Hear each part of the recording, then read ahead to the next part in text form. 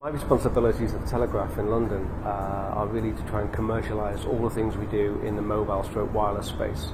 So what that means is anything which is maybe iPad, iPhone or other platforms, and finding out really where our audiences are, where our future audiences may want to be or will be, and we can try and reach them in different ways that we've done before.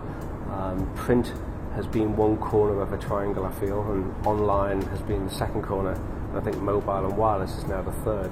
We put an iPad news app out going back to September 2010, and that was out for about 6 months, and it was free. It was sponsored by one of our advertisers to make the thing happen. And what we did, we used the opportunity to find out what readers wanted in the app. So we ran a number of email campaigns to our tech databases. We had people responding through the app, commenting through the app.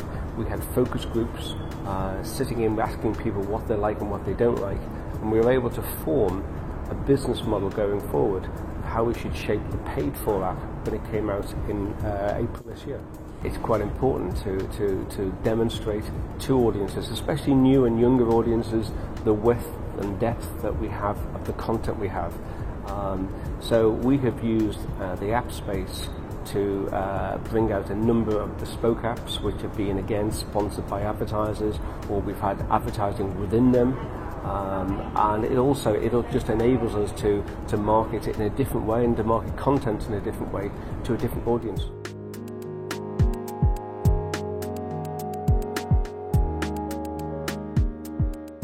Well, I think they're very complementary because we too at the Telegraph, we brought out a Rugby World Cup app.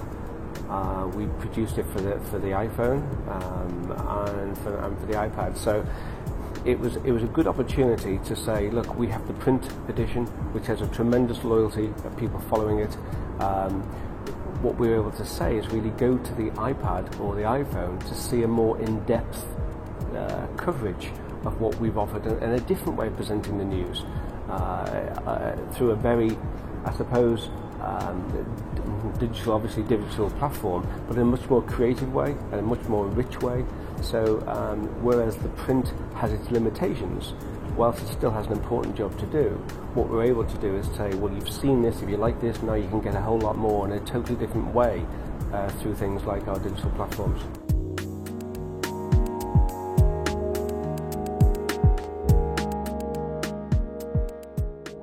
What they've told us when we had our free app out, what surprised us was they told us that they weren't particularly bothered about having real live time news within the app. They said that they go to our website for that.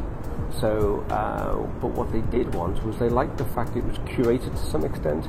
So we call it the Telegraph for iPad. We don't call it the Telegraph newspaper on the iPad.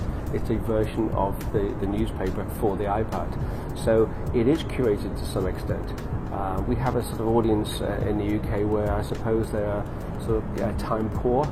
So they like the fact that we have picked out, and the editor has picked out certain chunks and certain parts of the news which they will tap into at some point during the day.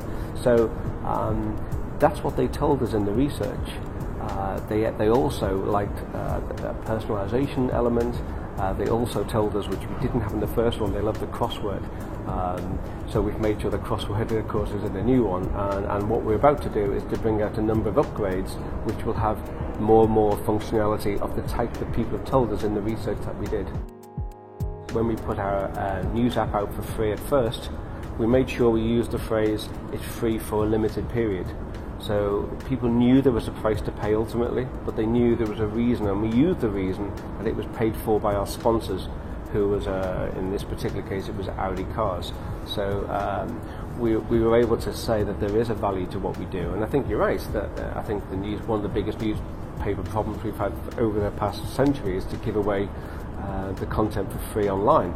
And now we're trying to reclaw that back in some ways and trying to monetize that space in different ways now. So I think, yes, you're right, that people are used to paying for things on their mobile device.